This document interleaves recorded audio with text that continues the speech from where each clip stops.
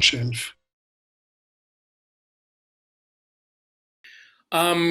I had worked with Jordan Blum on another pilot for Fox that did not get picked up, but we stayed friends and kept talking about other projects we wanted to do. And also, we just really, really we love the Marvel Universe, and we have a shared love of like the lower tier of the Marvel Universe, kind of the working class, like frustrated C and D level characters, which Marvel very much embraces. That's part of their world, or the people that aren't doing the world saving stuff. And so we love the idea of this villain he is just as angry at the other villains as he is the other heroes, because he feels like I am being disrespected by both.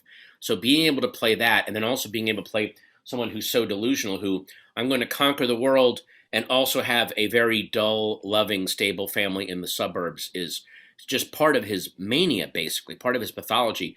And doing that as a sitcom, we thought would be really, really fun. And then we got the opportunity from Marvel and Disney, and we just ran with it, and they loved it. So we're very happy.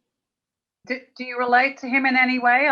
I'm guessing not the delusional part, but Well, I don't know, man. There's been times when, and I think we've all had this, where you're just competitive with someone else, or you're spitefully focused on someone else, way bigger than what the perceived insult is. I think we've all gone through that. So with M.O.D.O.K, we just cranked that impulse and reaction up and just had a lot of fun with it comedically.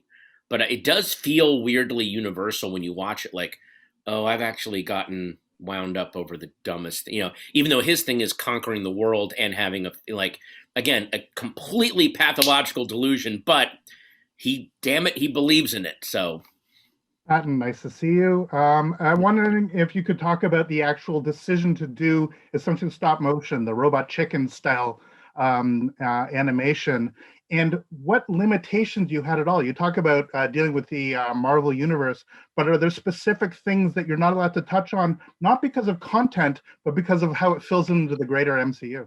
Well, first off, we went to a lot of different animation houses. We looked at some 2D options, some that were very, very, Jack Kirby-esque, big, thick lines, but there was something about the 3D when we saw what Robot Chicken did, because it was in a way so much bigger. That's this giant face moving around, and it also felt like the kind of decision that Jack Kirby himself would have made. Like, I can't be confined to 2 dimensions. It's got to be 3. Like, it feels like what Jack would do.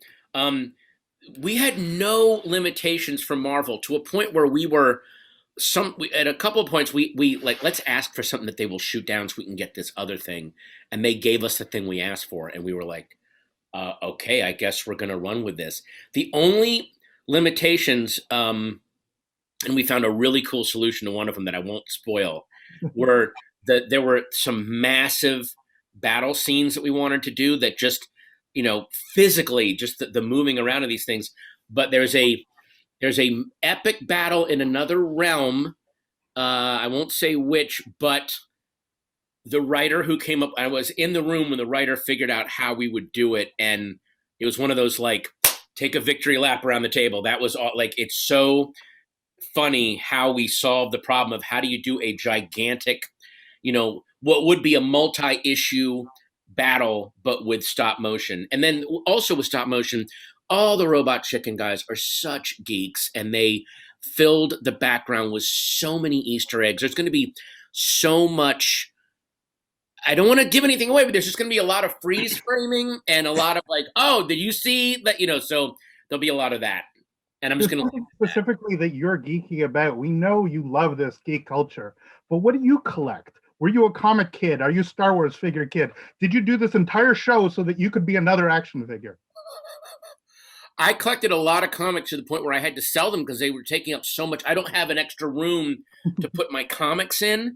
I just couldn't. It was hard for me to collect. Also, because I travel so much, it just feels weird collecting stuff and then it's just home and I don't know where it is.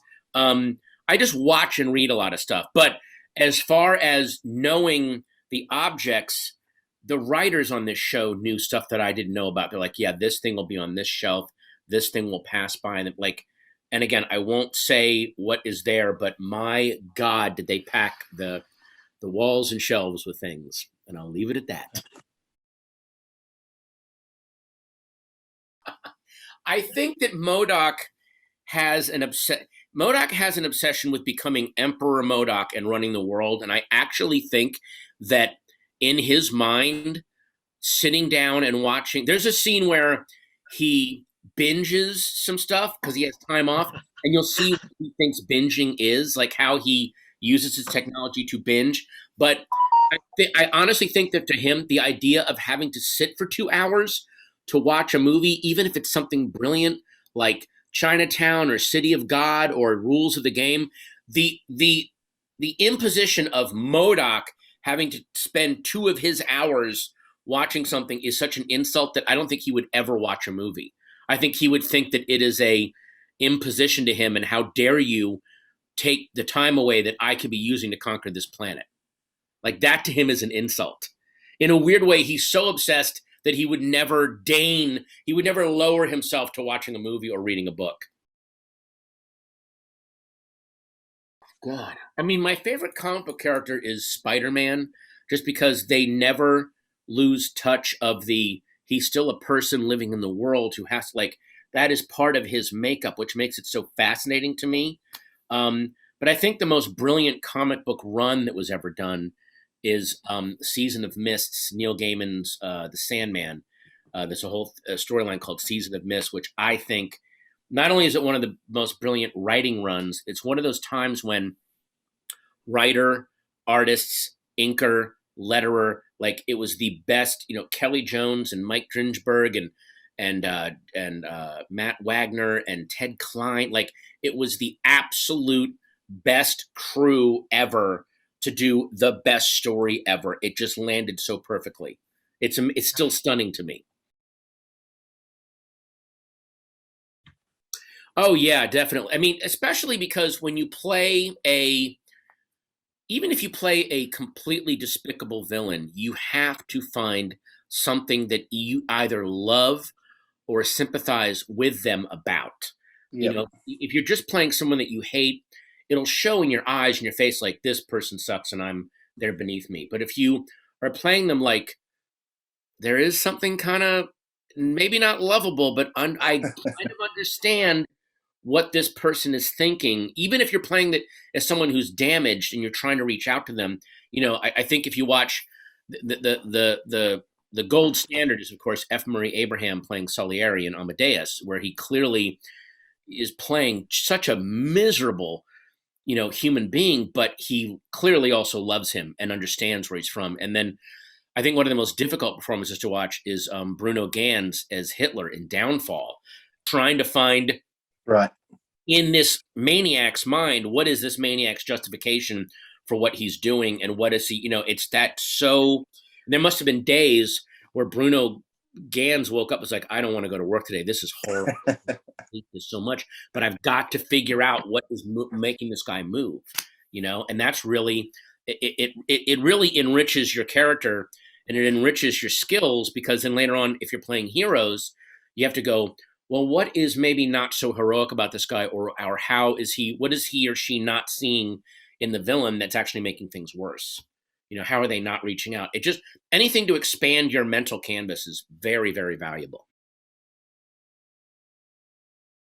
Yeah, I mean, I don't know. I can't speak to everyone's experience working at Disney. I've been very lucky. My first experience at Disney was with Ratatouille, and I was working with Brad Bird, who is, just with that level of genius. And now with M.O.D.O.K, it's Marvel and Disney, and I was working with a room full of like the smartest writers I've ever worked with. Just the way they were breaking stories. And then our Marvel liaisons were just like, anything we asked for, we got to use. We got to use characters that we just did not think they would let us use, and they let us use them.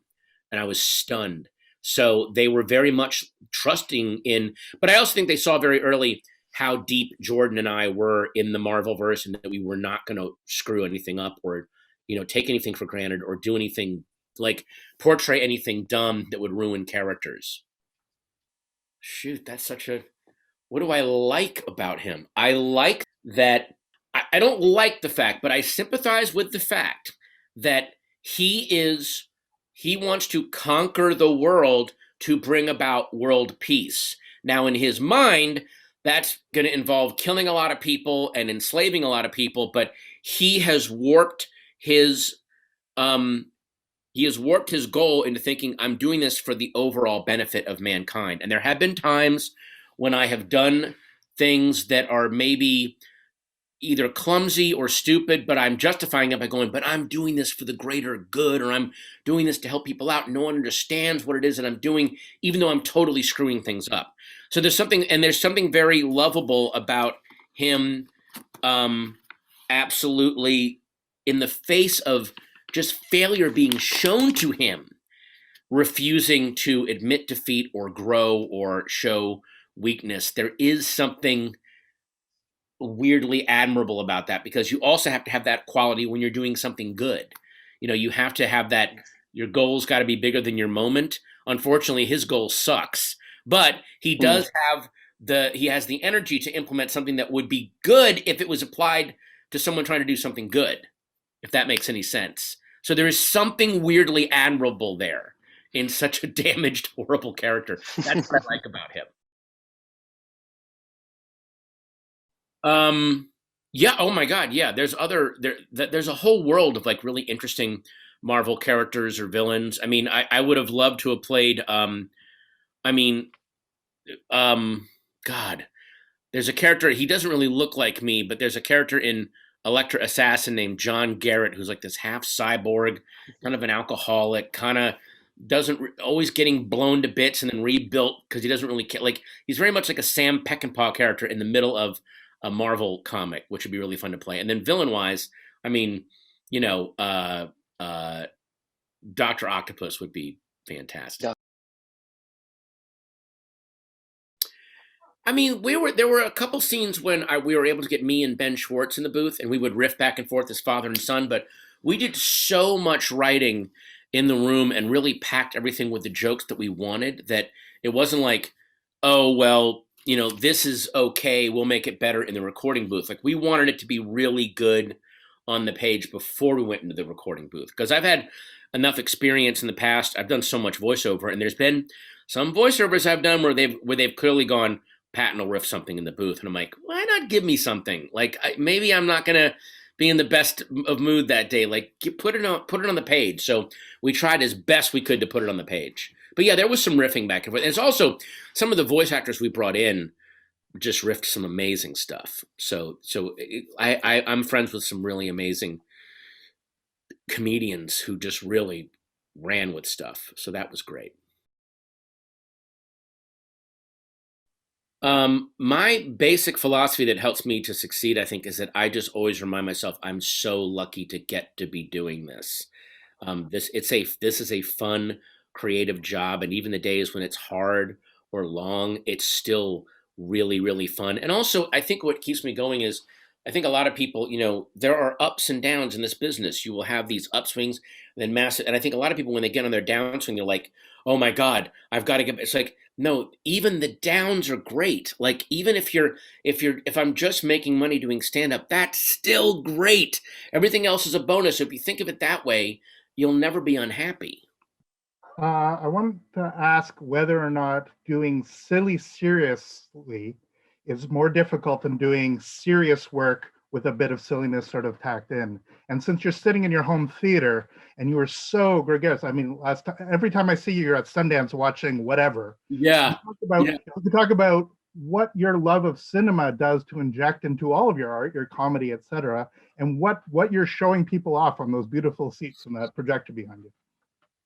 Well, unfortunately, I haven't had a chance. I haven't had anyone in here for a year because of COVID. But before then, I had a little group of friends that would get together every Wednesday, and we would watch whatever. I'd find some obscure 70s movie, or I would look up, I'm also friends with people like Edgar Wright and, Quentin Tarantino that are always like, go find this movie. It was made and it never got released. But now, especially with stuff like Shudder and Arrow and Mubi, they're streaming movies that have just never been seen. You can go find them.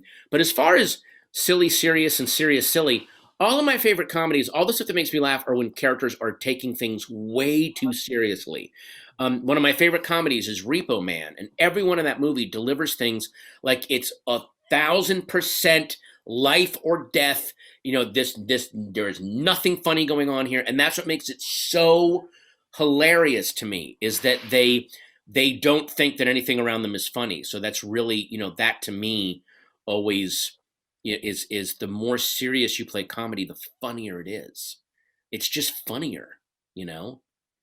There's a classic scene in the Road Warrior where Papagallo, the leader of that refinery thing, is talking. They've got the truck and they're going, "How do we fix it? What's wrong with it?" And they're relaying back and forth, and they're all being very serious about what's wrong with the truck. But there's a guy in the middle going, "It's got a radiator's damage," and the way that they're saying it back in the middle of all of this seriousness, it's so funny because they're all taking it very seriously, even though they're just dressed in weird punk rock bondage leather gear. But it's so they play it seriously, and it's hilarious. Like that's kind of the level I'm always going for. Very briefly, if you were to only show one movie, would you show Paddington 2 or would you show Citizen Kane? It depends on who I'm showing you. Paddington 2 is fantastic. Look, they made a great movie. Citizen Kane is great too, but I know there are some people that are like, he's jumping around. Like I love Citizen Kane, but I mean, if you're talking about showing it to entertain people, I might go with Paddington 2. Oh, I'm going to get ripped to shreds on the internet for this. Yeah, I'll probably pick Paddington 2. There. Come at me, internet.